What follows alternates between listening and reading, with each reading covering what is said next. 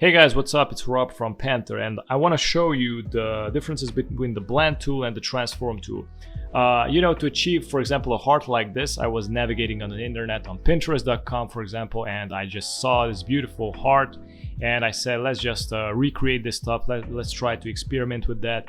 And I tried to recreate it with the blend tool, but didn't came out good. So it really came out disastrous. So the blend tool and transform tool are, they look really similar, but they really perform differently.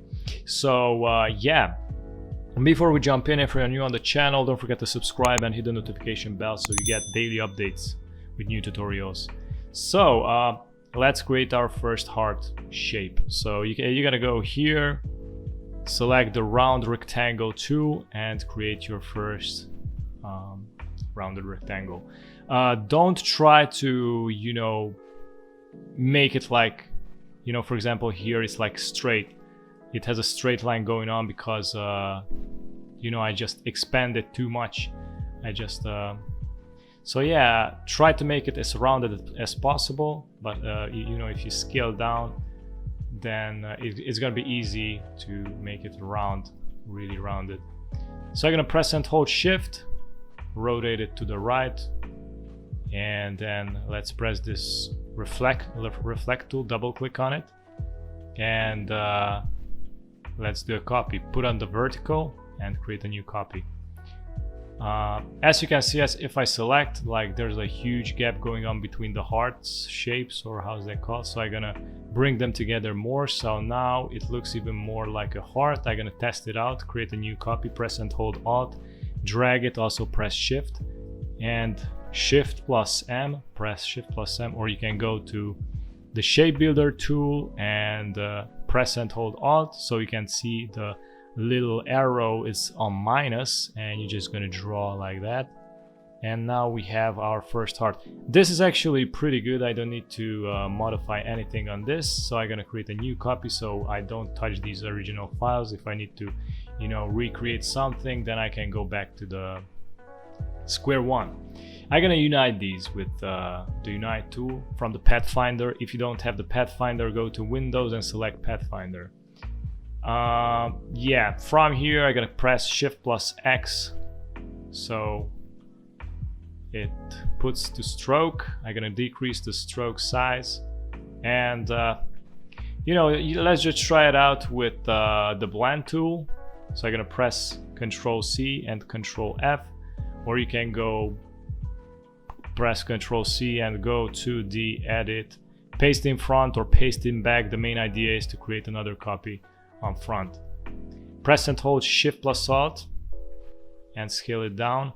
Let's say the smallest heart is going to be somewhere here in this size. Select both, go to Object, Blend, and Make.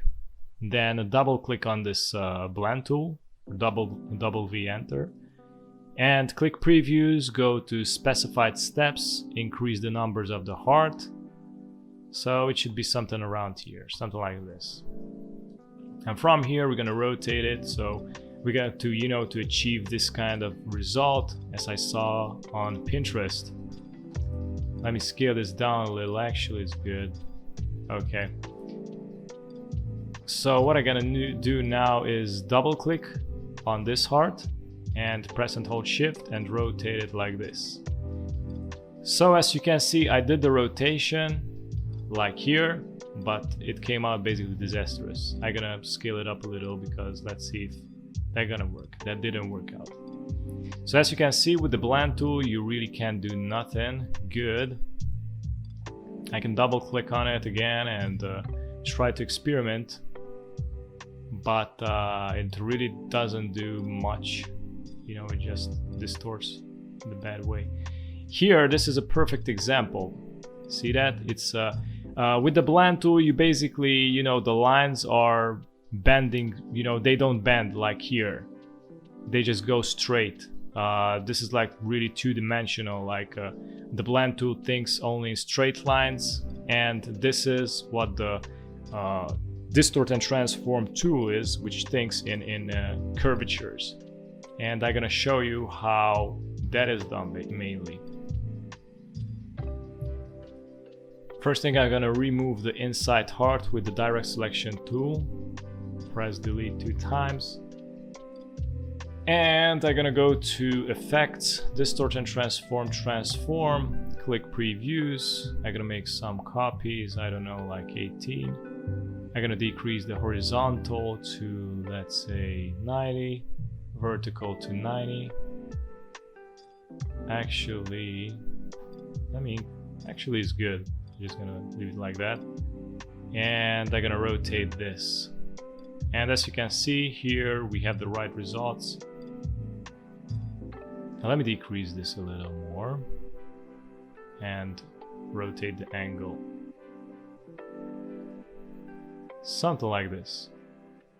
And as you can see, here is basically distorting it pretty badly. So this is the max it can do, that you know, to come out pretty clean.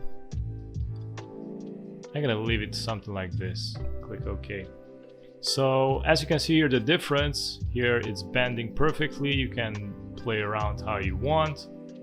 And of course, if you want to bring the heart more up, you know, you can go back, click on this appearance. If you don't have the appearance, go to Windows and select the appearance. And go to transform, so you can go back to the options. And you can see the horizontal, vertical. You can put this wherever you want. You can actually, it brings too much upward, but let me see if we can change that. Now it went down. Oh, it's like minus, okay. Minus 0.5 ish. I think 35 something, yeah, something like that. And let's, so this is a plus, okay. It's gonna be, let's say 3. Anyway, you can play around. If you scale this up, it won't move in like this huge steps. It's gonna move it like in small pixels. So yeah, from here, what I did is, let me create a new copy real quick. I expanded it, go to Object, Expand Appearance, press Shift+X. From here, we're gonna delete the parts that we don't need. Press Shift+M, or go to the menu and select the Shape Builder tool, press and hold Alt. So it's gonna appear the little minus at the arrow, and we can click on the unnecessary part that we want to delete. And here we have it. As you can see, it's like really pixelated right now because it has a ton of layers, as how I know. Yeah, like it has a lot of, you can see a lot of distortion going on, but you just need to experiment and do a lot of adjustments here and there. Let me see. Okay, this is good. It's very important to you know, to ungroup these because they have a ton of layers after you delete them, and these are really not wanted. But yeah, mainly this is how you create this, and this is what, you know, like what the main differences are like between the transform and the blend tool. So yeah, this is it. Hope it helped. Thanks for watching and have a great day. Bye bye.